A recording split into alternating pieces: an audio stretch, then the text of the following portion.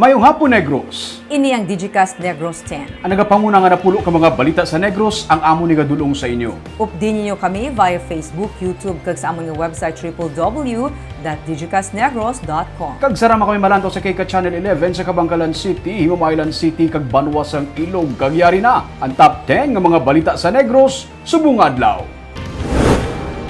Dugang ang mga bakuna para sa Bacolod ng Negros Occidental nag-abot. Capacity sa IBI Magalona Healing Facility, dugangan samtang nagadamo ang kaso sa COVID-19. May kapin sa 7 milyones pesos nga balor sa mga ukay-ukay, ginkumpiskar. Dalan sa may biya sa Kino Drive sa Bacolod nga ginguba, ginsemento na. Kag sa Good Vibes, dancing traffic enforcer sa kilid sa Kapitolyo, nanging best traffic enforcer na sa 1985. Initanan sa Digicast Negros X.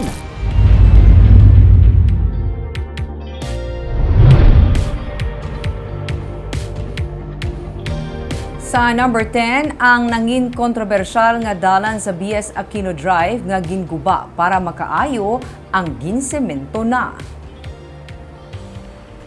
Sa nagligid nga semana, nangin kontrobersyal ang ini nga dalan bangod sa reklamo sa mga motorista kag netizens nga matapos gubon, ginpabayan lang sang contractor. Masako ang ini nga dalan gani sa nga naguba ang porsyon sang dalan, nagdugang ini sa pagginutok sang trapiko, ilabi na kun rush hour. Sa interview sang Digicast Negros, ginsiling sang DPWH nga nawad-an lang sang supply sang semento ang contractor. Amo kun nga ana delay ang pagsemento sini. Subong na semento na ang amo nga parte sang dalan pero hindi pa maagyan kay ginahulat pa ang curing period.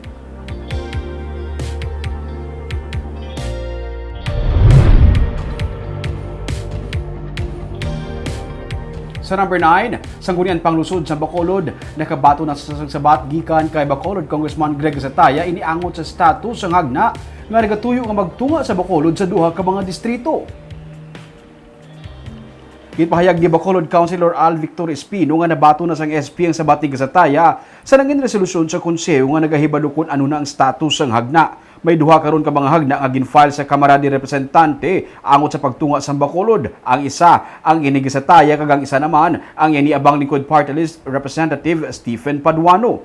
Yara ini karon sa Committee on Local Government kag kinahanglan sa panibagong resolusyon gikan sa SP nga nagasuporta sa hagna. Suno kay Espino, natala nila nga pagaistoryahan sa ilang nga session ang estado sang amo nga hagna kag kun bala luyag nila liwat pagpagwa sang resolusyon para i-endorso ini. Nangin kontrobersyal ang pagtuhaw liwat sang isyu angot sa pagtunga sa Bacolod sa duha ka mga distrito antes ang eleksyon sa barason nga tuig. Pero ginsiling ni Espino nga wala sang iban pa nga tinutuyo ang iya pagduso sang hagna kundi para mahatagan sa mas dako nga budget ang Bacolod para sa ikasanyog sini. Of course, controversies will always, always be there, no? It will be present. But then again, I'm doing this not for anything else, but for Bacolod City and the economic impact of another congressional district in Bacolod City. That is my intended purpose.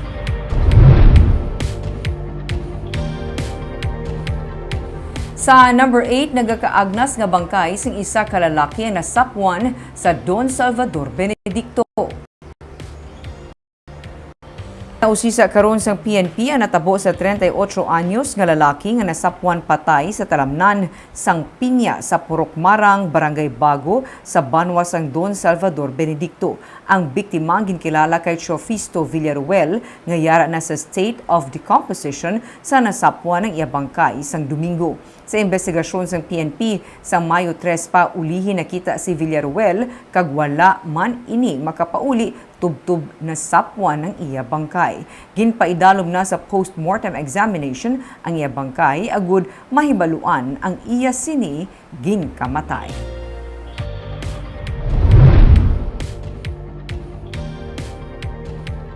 Sa number 7, may kapin sa 7 milyones pesos nga balor sang ukay-ukay ginkumpiskar sa Bureau of Customs sa syudad sang Bacolod.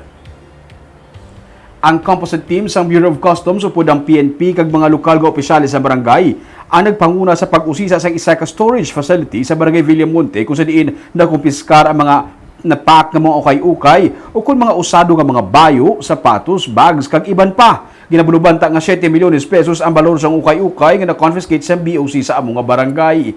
Iniisa ka paglapas ang Republic Act 4653 o kung na pagdumili sa commercial importation sang used clothing agud masiguro ang ikaayong lawas sa publiko.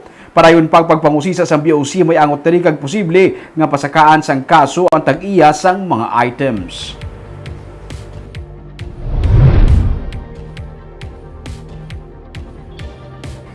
Sa number 6, masobra na sa katunga sa mga pulis nga nagpositibo sa COVID-19 ang nakarecover gikan sa virus. Matapos maglabot sa 90 ang active cases ng COVID-19 sa Bacolod City Police Office sa nagligid nga semana, subong nga adlaw nagpanaog na lang sa 44 ang active cases ng COVID-19. Suno kaya Police Lieutenant Liberte Injape, spokesperson ng BCPO, amat-amat na nga nagwa sa quarantine facility ang mga pulis bangod sila ang nagnegatibo sa virus. Ang nabilin nga 44 ang suno kay Injape ang halos yara naman sa maayo nga kondisyon kag karon ginahulat na lang matapos ang ilang nga quarantine period. Samtang Negros Occidental Police Provincial Office ang may duga nga 3 ka COVID-19 cases. 110 sa karon ang total cases ang Nokpo kag 34 sa diri ang active cases.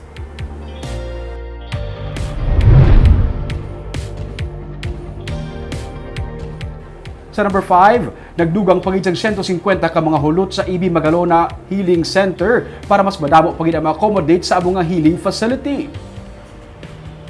Damlag pa naglabot sa critical level ang mga quarantine facility sa probinsya bangod sa pagsaka sang kaso sang COVID-19.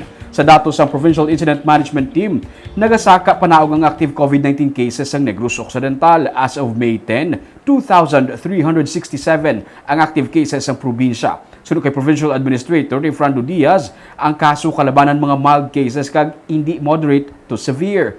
Sa datos sang admission sa ospital, hindi puno ang mga bululngan.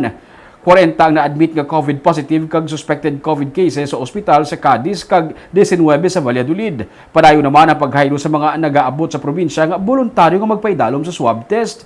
May ginbuksan man nga hotel suno sa kay Diaz nga pwede makatinir ang yadtong mga nagapaidalom sa quarantine kung hindi nila luyag magtinir sa quarantine facilities ang probinsya. Mga 1,500 pesos ang sala nga magastos ang isa ka nagatinir lakip ng iya pagkaon sa kada adlaw. Quarantine facilities ang medyo nagpuno na siya, no? Sa positive cases ta. So iban nga mga LGUs hindi naka-absorb sa aton nga mga positive cases sa ila area. So gina-endorse nila diri sa aton, no? So as much as we can gina-absorb, gina-adapt, and we take care of those persons referred to by our LGU.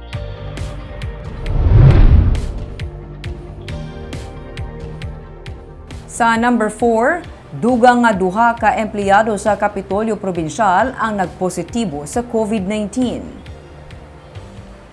Suno kay Provincial Administrator Fernando Diaz, may isa ka gikan sa SP ang nagpositibo sa virus kahapon kag isa pagid subong nga adlaw base sa resulta sang ilang swab test. 36 na sa karon ang nagpositibo sa virus sa Kapitolyo Probinsyal. Sirado sa gihapon ang Procurement Services Depot matapos na pulo sa 15 nila ka mga empleyado ang nagpositibo sa virus. Sila magabukas balik kung matapos na ang ilang quarantine period. Padayon naman nga bukas ang mga talatapan sang Kapitolyo. Samtang yara sa quarantine, tayuyon ang pagbaton sang sweldo sang mga empleyado. We are allowing them to recover kag kung magtapos na sila sa ila required number of quarantine, no, required days, pwede na sila kabalik, report for work na sila. Hindi mga empleyado para nag-positive, may mga benefits mo na sila pwede. Ang ila quarantine period, of course, hindi man na siya against sa ilang counted against sa ila leave, no? So they are being paid despite the fact na ara sila nga naka-quarantine.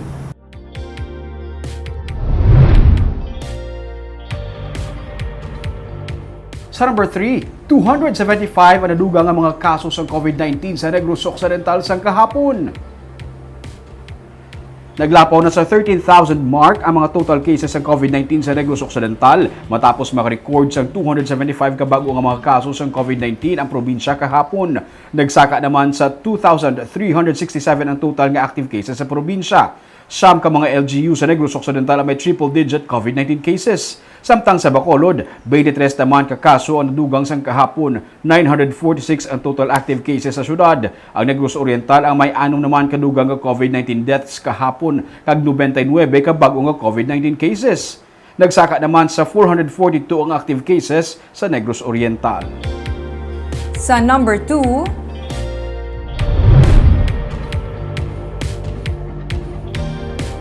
para sa senior citizens kag may comorbidity ang nag-abot nga 30,800 ka dose sang AstraZeneca vaccine nga nag-abot sini nga adlaw. Suno kay Dr. Jessica Fama, Medical Specialist 3 sa Provincial Health Office, unahon anay ang mga nabilin pa nga frontliner nga wala mabakunahan depende sa estado sang vaccination program sang local government unit. Damlag pa nasugda na ang pagbakuna sa mga senior citizen kag may comorbidities. 1,900 naman sa nag-abot ang iga-allocate para sa second dose ang yadtong nadapatan na sang AstraZeneca kag ang nabilin para na sa first dose. Suno kay Provincial Administrator Rayfrando Diaz, ang AstraZeneca nga nag-abot iga dapat sa 56 anyos kag pasaka bangod nga wala pa sang clearance para sa 18 anyos tubtub 55 anyos. May masobra sa 17,000 ang nabakunahan sa Negros Occidental kag masobra sa 3,000 diri ang nakakumpleto na sang ila bakuna. Samtang kahapon, ginpanagtag sa mga alkalde ang manual sa COVID-19 vaccination sa pagapamuno ni Mel Feliciano, ang IATF Chief Implementer for the Visayas. Suno kay Governor Eugenio Jose Lacson, ini ang magaserbe nga guide para sa mas dako nga vaccination rollout. Actually, 230 plus thousand na ang ginlista naton as eligible for senior citizen. Although there are problems pa with uploading of master list kay nagalain-lain bala ano sa national primero sa DOH then sa DICT. Ang registration is kung diin ka nagatiner, no? Kung diin ang imo residence or kung diin ang imo workplace, dira na ang registration. So sometimes it's better nga maparegister ka where your workplace is. Kay una na sila.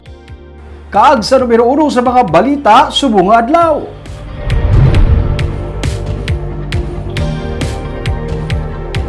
Duga nga mga AstraZeneca nga bakuna nag-abot sa Bacolod kag Negros Occidental subong nga adlaw.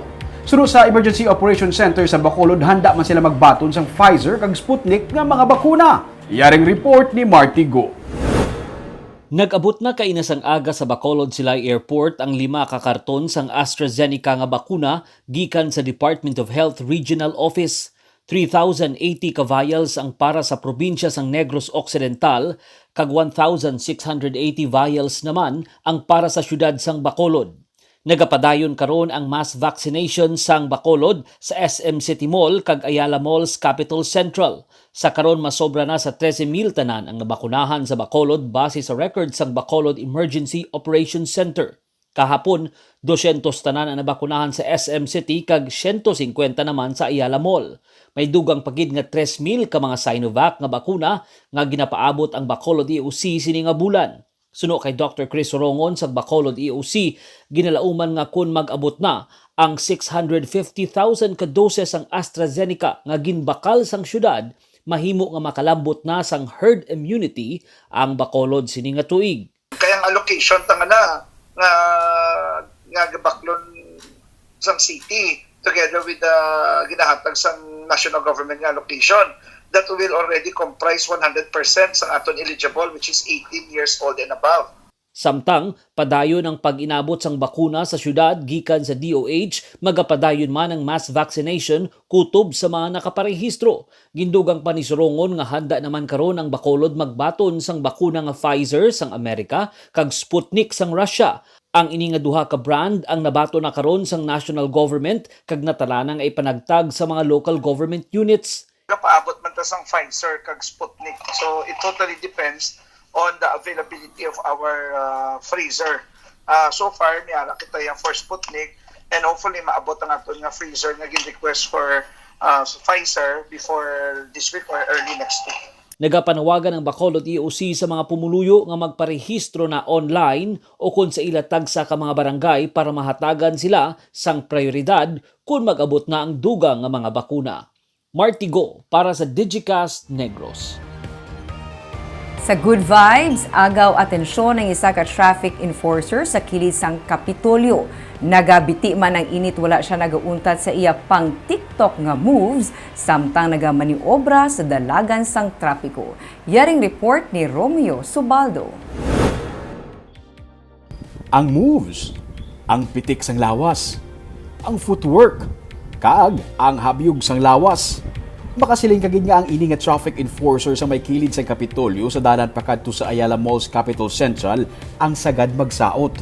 Imbis abi nga normal lang nga kung simple nga kumpas sa mga kamot sa pagmaniobra sa traffic, may dala ini nga dance move, pang cha-cha, bugi, kag rumba. Siya si Romeo Kawaling, 65 years old, traffic enforcer sa Bacolod, humalin pa sa 1985 tubtub subong.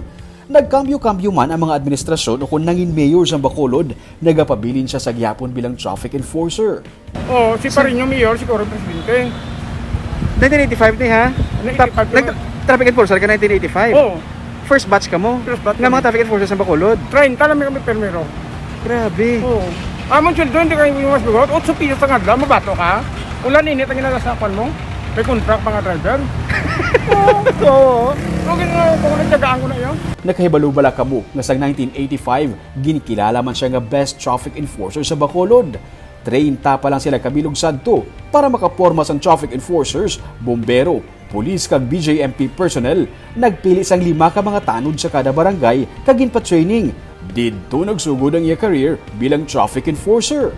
Kaya datan ng barangay Tanod, imuon ni Cory Presidente, enforcer kayo yung mga pulis na panumbat dalan.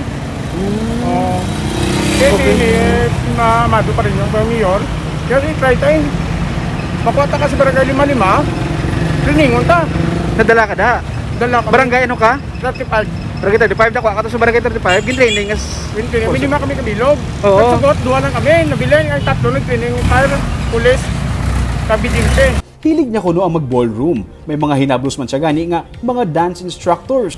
Alaw na pa sa hapon ang iyang duty kag sa Banago pa siya naka-assign. Pero las 11:30 pa lang nagapakita na siya sang iyang mala TikTok nga dance move sa tunga sang dalan.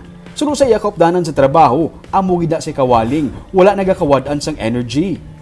Grabe wala karon pa ni duty niya. Oo. Subong ka sugod sa Usually ako ng 1 to 8 kami. 1 to 8 pero wala palas 12 rin din sa. Paring na din ako. Pisan ka dyan nga tao. Pati ang mga naganilabay sa dalan, nagakalingaw sa iya. Nagakalingaw ka man sa iya? Malingaw ko lahat tao. Ilan taon lang ka mo? Kasamtang gulat pa sa iyo. Iba yung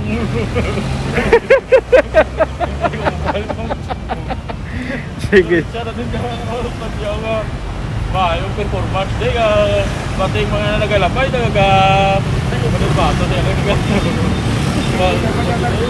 Suno kay Kawaling, wala pa siya planong mag-retire. Kung mag-untat siya, wala sa obrahon kag maluya lang ang iyang lawas. Mas nami ko nga aktibo pa siya kay maka-exercise siya. Mapati ka mo kung hindi sa amo niya nga edad kag trabaho. Wala pa siya sa may ginatumar nga maintenance. 5, wala ka pa nag-retire? Why? Kaya kung mag-retire ko, maluya ko. Ambal ka sa bata, kung pastor na subang, kaya papaway na lang ito. Oo. Kung hindi ko magpaway ko, tanobla ibang pulis, magpa-retire, patay. Dugang pa niya, ang isa ka trabaho, basta gina-enjoy mo, wala ka ginakapoy. Pagkabati ka to hambalya, wala siya naguntat, wala siya ginakapoy mag-traffic enforcer, kay kung wala siya maginihimo, basi magluya lang siya kung sa ilabalay. Believe ko nga 65. Maagwanta niya ang amo nga klase sa obra. Kag bilog niya nga adlaw, makaya yung obrahon, sige-sige, ulan mo kung init sa masarangan niya. Kag inobray since 1985. Grabe. Ako tagay na hambal ka gina 19. Grabe ba 1985? Lain-lain yung administrasyon na nagyan niya, nagkambyo-kambyo ang mayor sa Bacolod, pero siya nagapabilin sa giyapon sa pesto as traffic enforcer sa Bacolod. Believe kami sa imo, sir, ah. Gani ka ba? Paano madamo pag ma-inspire sa iya, balabarb nga ambal, according sa iya, kung ang trabaho, gina-enjoy mo, hindi na siya laban trabaho, kundi dugahampang ka lang. Kag damo manalingaw sa iya. Yes. Kagabay ito mga balita sa Negros subong adlaw. Kay man sa panahon karon importante nga maihibalo ka sa nagakatabo sa imo nga palibot. Pero dapat insakto kag balanse ang mga impormasyon. Padayon kami nga magapangalagad sa Negrosanon. Ako si Barbara Mijares. Tubtub sa buwas ako naman si Romeo Subaldo, mayong hapon.